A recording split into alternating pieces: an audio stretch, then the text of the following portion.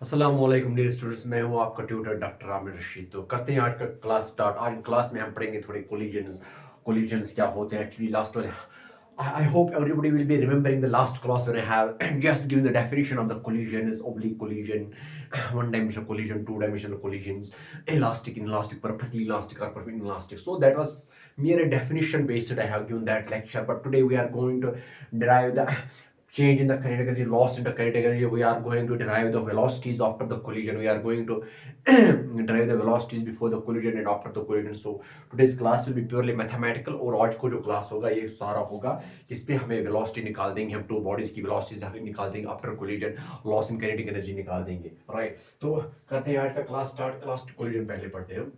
जैसे कि मैंने बता दिया, हम इलास्टिक कोलिजन राइट। तो देख लो बेटा, मैंने आपको कल कोलिजन की क्लासिफिकेशन बता दी। कोलिजन को हम डिफाइन कर सकते हैं elastic collision, inelastic collision. Elastic collision वो वाला कोलिजन है जिसमें मोमेंटम भी सेम रहता है, कंजर्व रहता है और काइनेटिक एनर्जी भी सेम रहती है। फॉर एग्जांपल, अगर दो बॉडीज आती है, यहाँ से आती है एक बॉडी आती है वेलोसिटी v1 से या u1 से, और यहाँ से एक बॉडी आती है वेलोसिटी u2 से, तो जो इनकी एनर्जी होगी कोलिजन से पहले, अगर वही वाली एनर्जी रही कोलिजन के बाद, उसको बोलते हैं हम इलास्टिक कोलिजन। और मोमेंटम ऑलवेज कंजर्व रहता है। राइट, तो मोमेंटम ऑलवेज कंजर्व रहता है। राइट, तो आज तो ठीक है ना बच्चों। तो अगर एक इलास्टिक कोलिजन है तब जाके ये जो m1 v1 m1 u1 होगा प्लस m2 u2 होगा, और it will B final momentum m1 v1 plus m2 v2। तो ये final momentum, that means momentum is conserved. और जो कोलिजन से पहले इनकी काइनेटिक एनर्जी रहेगी तो वही वाली काइनेटिक एनर्जी इसके बाद भी रहेगी। फिर मैंने बोला था आपको inelastic collision, perfectly inelastic collision, उसमें क्या होता है, जब दो बॉडीज आती है, जब वो कोलाइड करती है, तो वो जो दो बॉडीज है वो चिपक जाती है, दे कोलाइड विद ईच अदर, दे मतलब स्टिक टू ईच अदर। तो वहां क्या होता है, मास का एडिशन होता है, लेकिन वहां पे काइनेटिक एनर्जी कंजर्व नहीं रहती है। राइट, तो वहां लॉस होता है किसमें, एनर्जी में। तो हम आज उसमें वो loss in kinetic energy derive कर देंगे, और हम इलास्टिक कोलिजन में ये जो और इलास्टिक कोलिजन में हम फाइनल लॉस डेराइव कर देंगे। फॉर एग्जांपल, अगर ये वाली बॉडी u1 से आ रही है और ये वाली बॉडी u2 से आ रही है, अगर इनके बीच में ये कोलिजन हो गया यहाँ पे, तब ये भी वापस जाएगी किसी वेलोसिटी से, तब ये भी जाएगी किसी वेलोसिटी से, मतलब v2 के साथ, और ये वाली बॉडी भी जाएगी v1 वेलोसिटी के साथ। तो हम इलास्टिक कोलिजन में पहले ये वाली वेलोसिटी ड्राइव कर देंगे कि after collision what will be the velocities, what will be there final velocities. I hope everybody is concentrated. Right, तो शुरू करते हैं। तो क्या, फॉर एग्जांपल हम ले लेते हैं टू बॉडीज ले लेते हैं। फॉर एग्जांपल राइट, हम टू बॉडीज ले लेते हैं यहाँ पे। Let's consider two bodies. तो अगर ये कोई, फॉर एग्जांपल ये है, तो अगर ये बॉडी ए है और ये बॉडी बी है, ये बॉडी ए है और ये बॉडी बी है, और ये बॉडी जो है, फॉर एग्जांपल ये वेलोसिटी v1 के साथ चल रही है और ये बॉडी बी वेलोसिटी v2 के साथ चल रही है। राइट, तो v1 के साथ चल रही है और बॉडी v2 के साथ। हाँ, और इसका मास जो है, mass of body A is equal to M A. इसका मास जो है, इसका मास m1 है और इसका मास m2 है।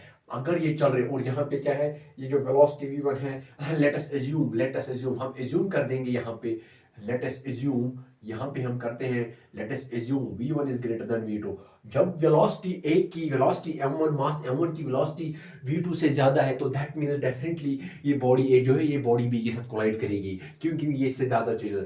लेट आफ्टर कोलिजन ये बॉडी जो है, मास m1 जो let after collision mass m moves with the velocity v1 dash. For example, चलो हम ये मानते हैं यहाँ पे जब कोलिजन हो गया बॉडी और बॉडी बी के बीच में, जब कोलिजन हो गया जिसका मास m1 था m2, और जहाँ पे मतलब velocity v1 greater than v2 है, चलो हम मानते हैं जब इनका कोलिजन हो गया तो मतलब वेलोसिटी, मास m1 की वेलोसिटी v1 डैश है और मास m2 की वेलोसिटी v2 डैश है, और मास m2 की वेलोसिटी v2 डैश है। राइट, तो अब इसके बाद देखते हैं। राइट, तो जैसे कि हम जानते हैं, तो टोटल वी नो दैट कि जब इलास्टिक कोलिजन हम पढ़ते हैं, the first definition we say that momentum is always conserved. तो दैट मींस ये जो पहले इन दोनों का मोमेंटम होगा, that will be equal to the momentum these two. That means the momentum before the collision will be equal to momentum after the collision. तो वो हम यहाँ पे लिखते हैं, that means m1 v1 plus m2 v2 is equal to m1 v1 prime plus m2 v2 prime ये वाला क्यों हमने लिख दिया? क्योंकि इलास्टिक कोलिजन, अभी हम इलास्टिक कोलिजन में वेलोसिटी आफ्टर कोलिजन ड्राइव करते हैं, लेकिन इलास्टिक कोलिजन में हम ये मानते हैं कि मोमेंटम इज ऑलवेज कंजर्व्ड और एनर्जी भी ऑलवेज कंजर्व है। लेकिन अगर अभी इलास्टिक कोलिजन ही अगर लेकिन हम इलास्टिक कोलिजन में ये बोलते हैं कि मोमेंटम इज ऑलवेज कंजर्व और काइनेटिक एनर्जी भी कंजर्व रहती है। तो that is why I have written here initial momentum is equal to final momentum. जो कोलिजन से पहले मोमेंटम था वो कोलिजन के बाद रहेगा। अब इसके बाद हाँ, since the collision is as the collision, हम collision elastic है, यहाँ पे देख लो बेटा, as the collision is elastic, so it means kinetic energy is also conserved. That means that is half m1 v1 square plus half m2 v2 square is equal to half m1 v1 dash square plus half m2 v2 dash square, right? अब ये रही दो equation, right. तो अब इसके बाद देखो, अगर हाँ यहाँ पे हाफ कैंसल, यहाँ पे जो है हाफ कैंसल, तो it means m1 v1 square plus m2 v2 square is equal to m1 v1 prime square plus m2, ये प्राइम है, v2 prime square. What is v1 prime, v2 prime? These are simply the velocities of mass m1 and mass m2, but after collision. What is v1 and v2? These are the velocities of the mass m1 and mass m2 before collision, and where v1 is the velocity are greater than v2. तभी तो v1 की अगर velocity v2 के ज्यादा हो तभी तो mass m1 इस mass m2 से टक्कर कर सकता है, collision से टक्कर कर रहा है, राइट। तो अब इसके बाद देखते हैं हम, right.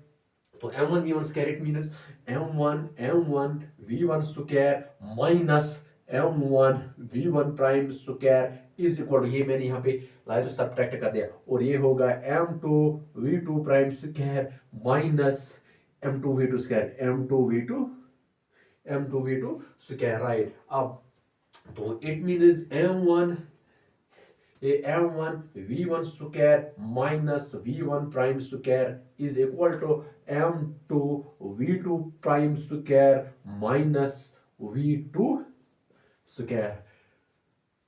So that is second equation, that is for example first equation, that is first equation। और यहाँ से हम ये जो तो m into v one minus v one dash, तो और ये वाली यहाँ से हम, अगर ये सेकंड वाली इक्वेशन है तो यहाँ से मैं लिख सकता हूँ, ये जब मैंने मोमेंटम कंजर्व किया तो यहाँ से मैं लिख सकता हूँ, यहाँ से मैं लिख सकता हूँ, राइट। ये m1 v1 यहाँ पे देख लो बेटा, ये वाली इक्वेशन, मोमेंटम कंजर्व इक्वेशन, ये वाली इक्वेशन, इस इक्वेशन से मैं देख सकता हूँ कि ये जो m1 v1 है, m1 v1 minus m1 v1 prime is equal to m2 v2 prime m2 v2 prime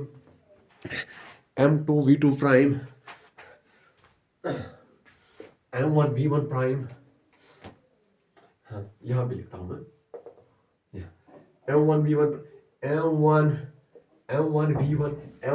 minus m1 v1 prime is equal to m2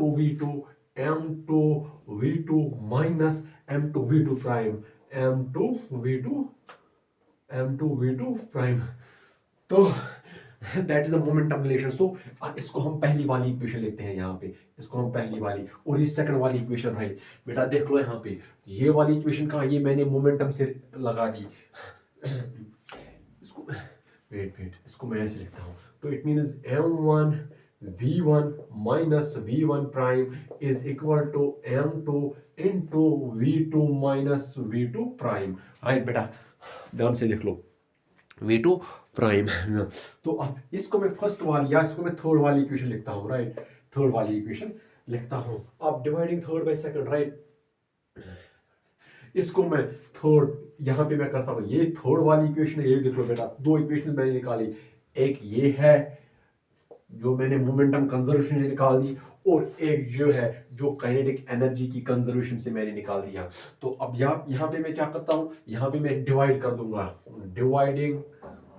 dividing third by second, third equation को मैं second equation से divide करता हूँ, that means m1 into v1 minus v1 prime divided by m1 into v1 square minus v1 prime square v1 prime square is equal to m2 into v2 minus v1 prime v2 minus v2 prime divided by this v2 prime square m2 into v2 prime square minus v2 square। ध्यान से देखो m1 cancel m2 cancel, तो यहां पे आएगा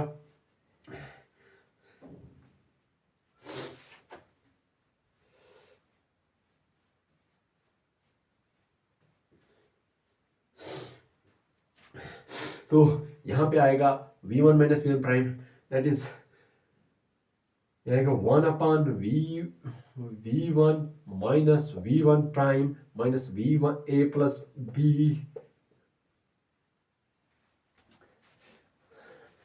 v1 plus v1 prime a square minus a plus b into a minus b into a minus b is equal to v2 minus v2 prime upon v2 prime plus v2 a plus b into a minus b। तो ये होगा cancel cancel, ये cancel,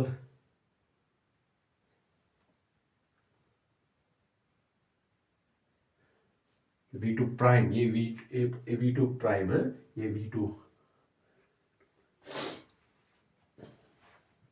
v2 minus v2 prime. हाँ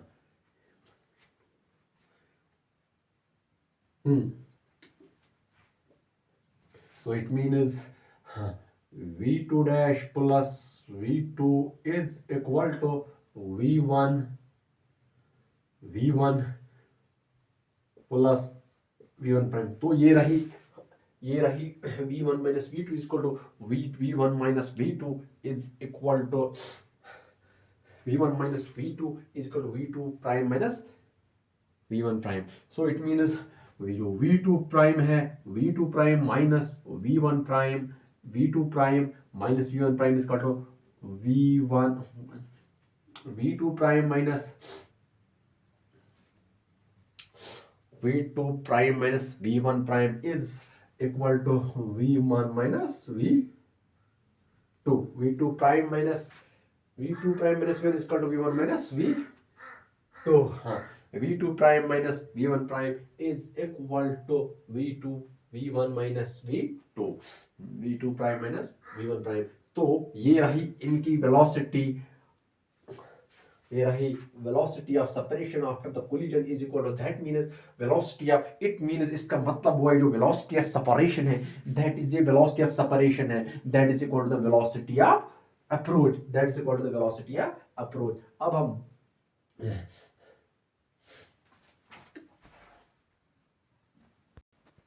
so that is velocity of velocity of separation, that is velocity of separation। ये जो velocity of separation है that is velocity of separation is equal to velocity of approach। velocity of separation is equal to velocity of approach। so ये जो मैंने लिख दिया क्या कि ये जो that means हमने यहाँ पे क्या निकाल दिया कि जो velocity of separation is equal to velocity of approach।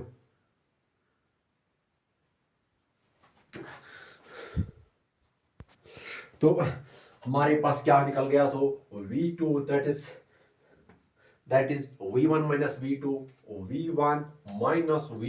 is equal to v2 prime minus v1 prime। अब we know that हमें actually निकालनी है the velocity, what is the velocity after the collision of the bodies। velocity मुझे निकालनी है v1 prime और v2 prime मुझे निकालनी है, that means in colliding body की जो वेलोसिटी रही कोलिजन के बाद वो कितनी है वो मुझे निकालनी है।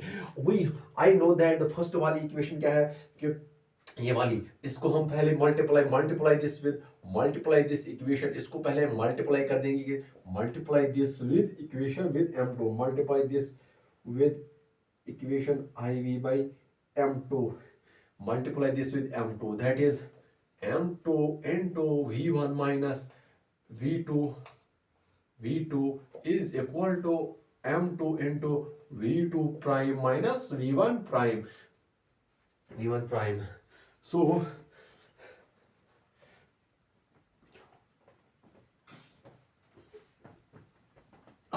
हाँ वो जो, हाँ मोमेंटम कंजर्वेशन क्या लिखा था, m1v1 plus m2v2 is equal to m1v1 prime plus m2v2 prime, right.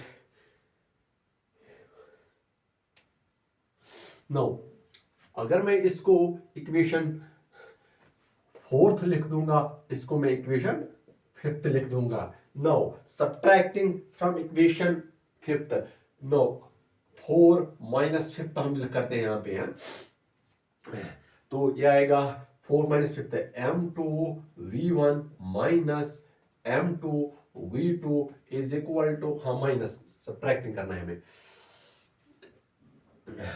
Minus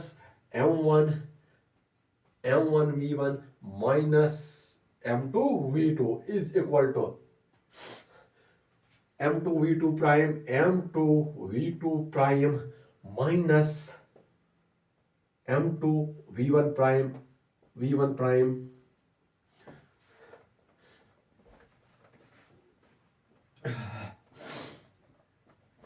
m1 v1 prime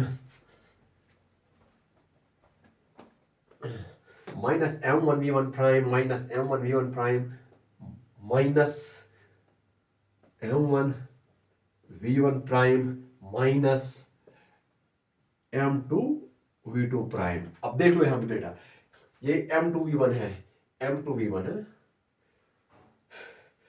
m2v1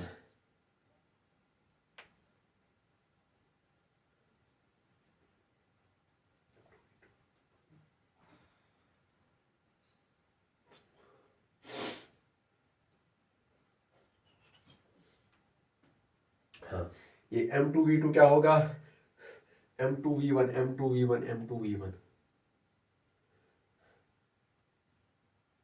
okay fine. तो ये होगा 2 minus -2 m2v2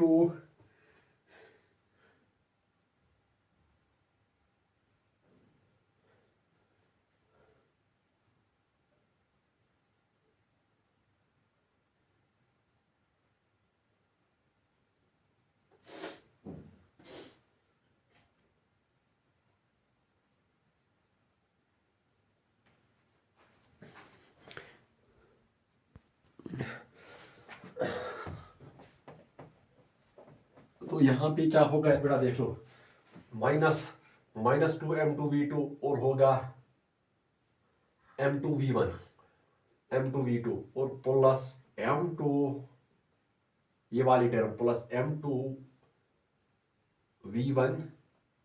m2v1 minus m1v1, right, is equal to, ये m2v2 dash cancel, m2v2 dash यहां आएगा minus m2v1 dash minus m1v1 dash, right.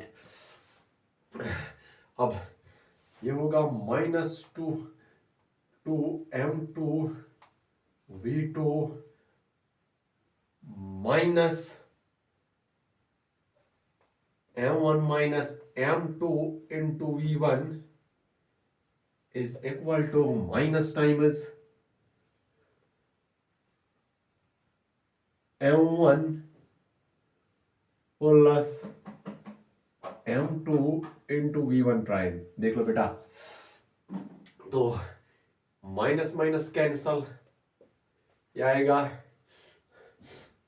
2y m2v2 plus m1 minus m2 into v1 divided by m1 plus m2, m1 plus m2, it is equal to v1 prime। so ये आ गई velocity 2y m2v2 plus m1 minus m2 divided by m1 plus m2 into, so ये रही velocity बेटा, ये रख ध्यान रख लो। सो यहां भी therefore ये जो वेलोसिटी आ गई, that means velocity prime is equal to, ध्यान रखना इलास्टिक कोलिजन में velocity 2m2v2 to m2v2 plus times m1 minus m2 into v1 divided by m1 plus m2, m1 plus m2। So this is the velocity after the collision of body of mass m1. अब similarly I can write similarly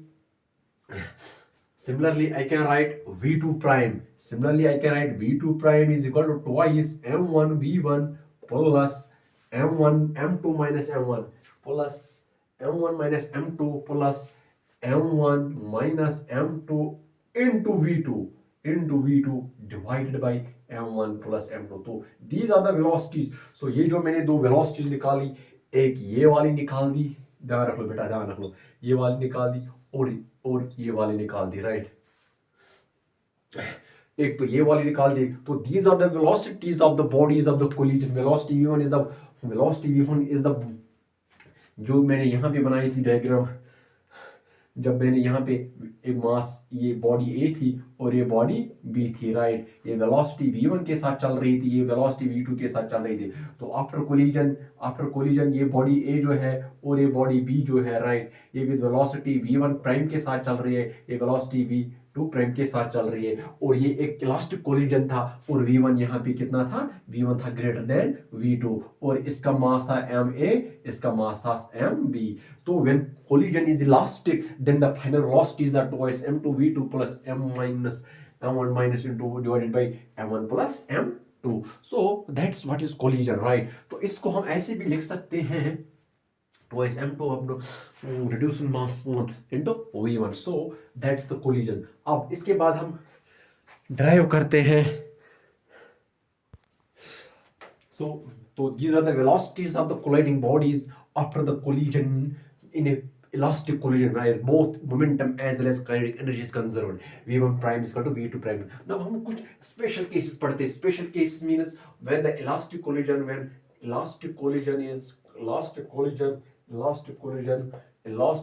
between a heavy body, elastic collision between a heavy body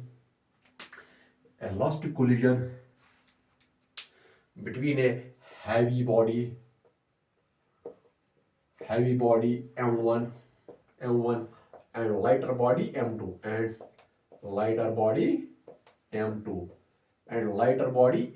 that is m1 far greater than m2। ये वाली approximate use करें तो जब elastic collision होता है between two bodies, one of the body which is m1 and one of the body whose mass is m2, if mass m1 is far greater than m2, अब जाके हम देखते हैं कि ये वेलोसिटी क्या रहेगी जब एक बॉडी का मास बहुत ज्यादा है एक दूसरी बॉडी से, मास m2 से, तब जाके उसके बाद तो वो देखते हैं कि उसकी वेलोसिटी क्या रहेगी, उन बॉडीज की वेलोसिटी क्या रहेगी कोलिजन के बाद जब एक का मास बहुत ज्यादा हुआ। तो इस चक्कर में जब मास m1 is far greater than m2, तो it means that therefore m1 minus m2, that means m1 minus m2 upon m1 plus m2 will be almost equal to 1, right, far greater than 1, so will be equal to 1। इसको ध्यान से रख लो। and ये जो m1 minus m2 upon m1, तो twice m2 v2 divided by and twice m2 and twice m2 upon and twice m2 upon m1 plus m2 and m1 twice m2 upon m1 plus m2 will be equal to 2, right, because this m2 is far less than m1, so it will be almost equal to 2।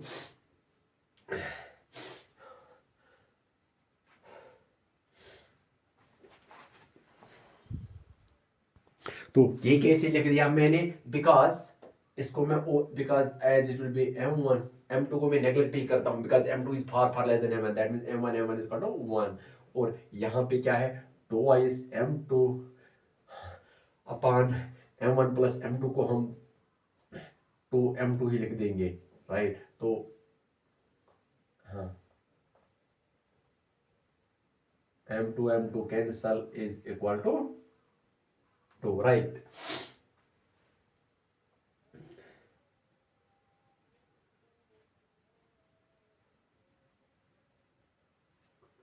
So it is equal to 2, sorry, not 2, it is equal to 0, 0. It is equal to 0 because it is because because because because m2 is far less than m1. Understand? So and twice m1 and twice m1 upon m1 plus m2 twice m1 upon m1 plus m2 is equal to 2, right? Is equal to 2 because इसको मैं लिख सकता हूँ twice m1 upon m1 m2 is equal to 2 m1 m1 साथ। तो ये तीन approximation हमें यूज करनी है यहाँ पे, एक ये वाली और एक ये और एक ये और एक ये। अब देखते हैं हम वेलोसिटी क्या रहेगी। अब जब ऐसा होगा तो m1 minus m2 upon m1 plus m2 क्या आएगा? It's like that, right? So v1 prime is equal to v1 prime is equal to v1. So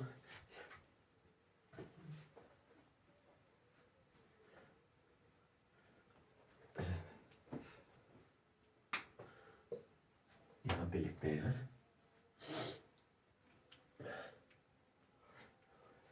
twice m2 upon v1 prime twice m2 v2 upon m1 plus m2 m1 plus m2 plus times m1 minus m2 upon m1 plus m2 into v1 तो twice m2 v2 twice m2 upon m1 plus m2 is 0. v1 is equal to 0 plus m1 minus m2 upon m1 plus m2 is equal to 1 into v1 prime. So therefore that is v1 prime. That is v1 prime is equal to v1. So perfectly elastic जब last that mean जब elastic collision होगा और जब एक body दूसरी body से बहुत ज्यादा होगी तब जाके जो वेलोसिटी होगी उसकी that will be the initial velocity, right? जो final velocity of body mass m1 होगी उसकी जो फाइनल वेलोसिटी होगी that means velocity v1। And similarly velocity v2 देखते हैं यहाँ पे।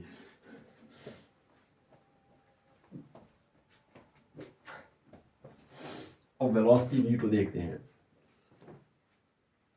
velocity v2 prime is equal to twice m1 v1 upon m1 plus m2 plus m1 minus m2 upon m1 plus m2 into v2। अब ये वाले approximation twice m1 upon m1 plus m2 is equal to 2, right? Is equal to 2 plus m1 minus m2 upon m1 minus m2 upon m1 plus m2 is equal to 1 v2। that means v2 prime is twice v1। so ये दूसरी वाली तो ये रही equation, right? तो ये दो equation निकली। जब ये एक कोलिजन इलास्टिक होगा और एक बॉडी दूसरी बॉडी से बहुत ज्यादा होगी, बहुत मास होगा उसका, that means m1 far greater than m2, तो उस समय जो वेलोसिटी होगी बॉडी ऑफ मास m1 की that will B v1, that will be the velocity, it is initial velocity. और जो बॉडी 2 की वेलोसिटी होगी वो होगी 2 times v1 plus v2। so it means the heavier the body continues to move with almost the same velocity if the lighter body were kept at rest। that means अगर इस lighter body को rest पे रखा जाता है, that means if lighter body is kept at rest, that means v2। so therefore v2, if lighter body is kept at rest, then v2 is equal to 0। if lighter body is kept at rest, if lighter body is kept at rest, that is v2 is equal to 0। therefore v2 prime is equal to 2 times v1। तो v2 prime is equal to 2 times। तो that means अगर एक collision elastic होगा, अगर एक collision में elastic collision होगा और अगर बॉडी ऑफ मास वो बहुत ज्यादा मास है बॉडी ऑफ मास 2 से और ये मास m2 को, ये जो लाइटर बॉडी अगर इसको हम रेस्ट पे रखते हैं तब जाके उसकी वेलोसिटी क्या होगी कोलिजन के बाद, that means 2 times the velocity of initial body before collision. That's what I have written here, which means the lighter the body after getting a push from the heavier body will fly away with the velocity double the velocity of the heavier body. तो it means the lighter body जो है collision के बाद उसकी जो velocity होगी वो होगी double the velocity of the lighter body, but before collision जो इस body की वेलोसिटी होगी कोलिजन से पहले, उस हेवियर बॉडी की जो वेलोसिटी होगी कोलिजन से पहले वही वाली उसका दुगना होगा इस लाइटर बॉडी की कोलिजन, उसका दुगना होगा, उसका दुगना वेलोसिटी होगा इस लाइटर बॉडी की वेलोसिटी कब, कोलिजन के बाद. So that's what I have written here.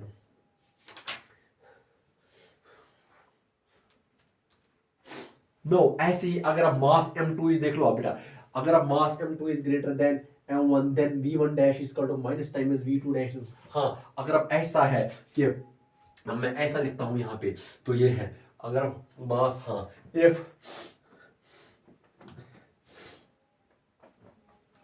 ये सारा निकाल के अब मैं जनरलाइज लिखूं, अगर अब m2 is far greater than m1 then v2 dash is equal to v2, ध्यान रखना. then if v2 dash is equal to v2, then if m2 is far greater than, then v2 dash is equal to v2 and v1 dash is equal to minus times 2v2 minus times 2v2 plus v1